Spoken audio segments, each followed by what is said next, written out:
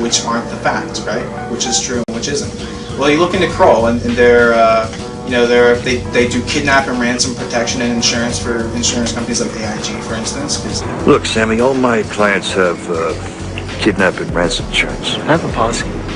AIG, my dad gave it to me. Yeah, I know, I got it for your dad. But what are you going to do in 60 days when you can't renew it? You can't because you don't have a bodyguard. I know, I had to let Amelia go. AIG owns a majority share. On Kroll's board of directors, as on AIG's board of directors, is the son of CIA co-founder Frank G. Wisner, right? So there was another connection. And then Kroll is then Kroll not only has the security contracts of the World Trade Center, but they used to build armored cars and protect the president. So they have a history of working in executive enforcement or executive protection, right? So what you have is, at the time of 9/11, you have the involvement of Kroll Associates, of which Jerry Howard, who you might have heard about through the anthrax scare, right?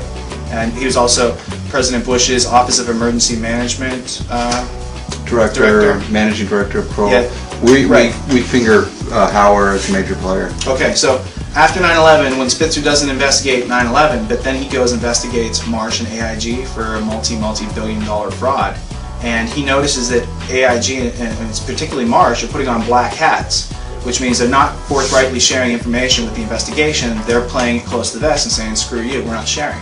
And Spitzer, from reading the articles and the other people who were working with him, says he couldn't understand why Marsh was putting on a black hat. And when I read that, I laughed, because it's obvious that they had a lot more going on than he knew about.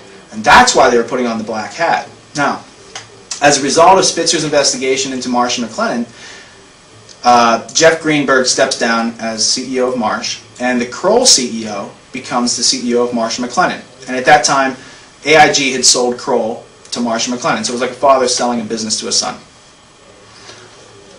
So who's the CEO of Kroll and now becomes the head of the world's largest insurance brokerage, but the guy who brought Elliot Spitzer into politics and helped to fund his campaign? They also used to work together in the New York District Attorney's Office with Rudy Giuliani, right? And so when you see that there's a small clique of rogue executives and rogue politicians, and those people either have blackmail or they have the willing participation of a multi-billion-dollar news syndicate, whether it's General Electric's NBC, right? I mean, like, you're watching Jay Leno and you're listening to what Jesse Ventura's saying, and you listen to what Leno says, but that's not Leno. He's speaking on behalf of General Electric, a defense contractor, right? If you're listening and your last name is Spitzer, Tchaikovsky, Howard, or Giuliani, this is not a drill. It's a real-world exercise we the people refer to as your wake-up call. So at the end of the day, when you discover that you're not getting the information you need from the corporate channels, then basically what you're getting is shortchanged out of your life, because you're not getting choice. You're not getting to enact that which you are here for, which you care about. You don't have people leading you which represent your interests or the interests or safety of your family. So why would you continue to give them your attention and your power when you know they're lying to you? If you're just doing it because you don't have another alternative, another media source, something else to keep you entertained and to spoon feed you? Well, that's how they isolate and insulate themselves from the rest of the population, because that's their energy source. If they don't insulate themselves from the population, then they can't be disempowering people to empower themselves. And the whole point is, when you recognize that they're doing that, and you change where you put your attention, and you change how you spend your dollars, that's your voting. That's the only voting you have, is where your money goes. So stop giving it to corporations and people who lie to you, and you'll instantly realize, because that's all the change that needs to happen, is a bunch of people just making that simple realization that what we don't know about and what we don't realize is killing people every day. And there are people out here who've been trying to communicate, and there are people who are willing to listen, but in between us we've put misleaders and corporate media and all sorts of other obstacles. And I'm saying we don't need those. We have cameras, we have lights, we have volunteers and participants. We can put ourselves together, right? Because it was our apathy that took ourselves apart as America and Americans, and the reason we feel disempowered is because we've been giving our power away to people who aren't giving us anything in return for it. And once you make that decision and realization, and you just you pull back your power and say, I'm now going to give it to this group or this person, and to myself, because what we all need to learn out of this is that this happened because we trusted leaders who shouldn't have been our leaders, who weren't qualified to be our leaders, who aren't qualified to lead us as free people. So in order to identify the misleaders and deal with that problem, you have to become a leader yourself, and you have to start doing some sort of activism to displace all the apathy that we've practiced for so long. So I'm not as active as some people, but I'm more active than other people, and I'm trying to come into balance where I feel like I'm communicating all I can, I'm doing it as clearly as possible, and if people are paying attention, they're going to get it. But I still know that I can show so many more things and put things in context, and it's just a matter of getting the resources, time, place, and space together to bridge that understanding. One last question.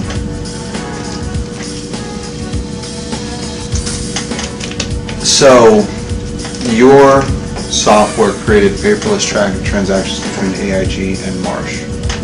Well, more importantly, it gave them almost unlimited potential to create just about anything they wanted and use it in such a way that other corporations weren't even aware that data could be transacted like that, and therefore they're unwitting to being taken advantage of. And Marsh and AIG proved it by stealing $20 or $30 billion from their own clients and customers by selling bids on contracts twice and doing all sorts of shady stuff. And that's where Spitzer and David Brown had actually done a good investigation. There's an article called Inside Elliot's Army that'll tell you all about Marsh and AIG and what their side of it knows. And all I'm saying is that we should all be concerned.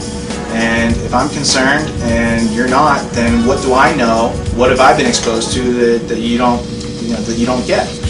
Because there's 1 million innocent people dead in Iraq, and they're all innocent when you know that the war was contrived. And anything that's not contrived, you don't have to lie 935 times to get it.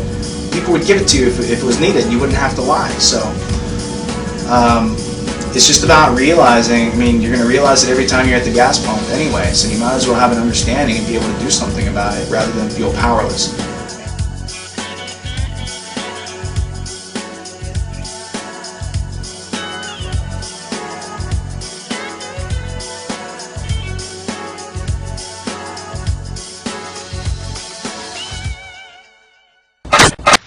Good morning, world. Maria Heller here, alive and kicking and working on a holiday weekend.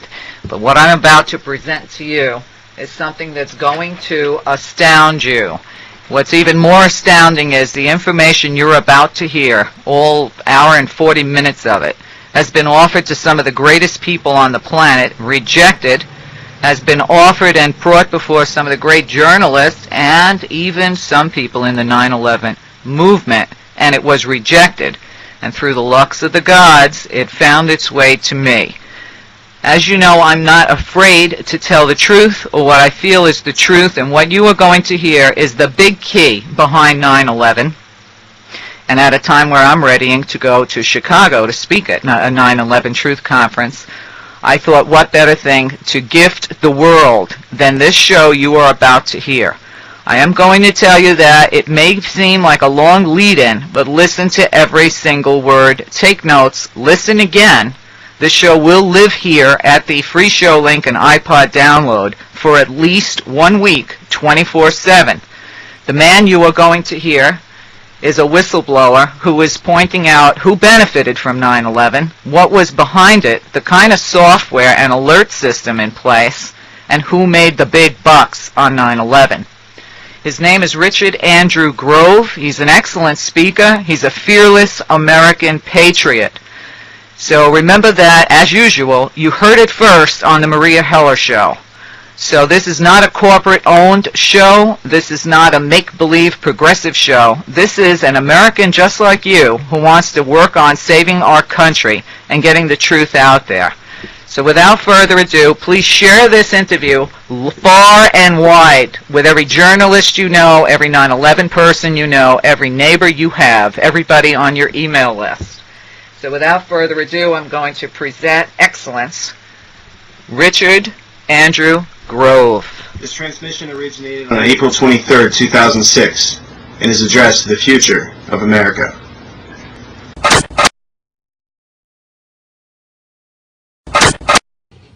So they have a really delicate balance to walk between keeping us relatively fearful, but not so fearful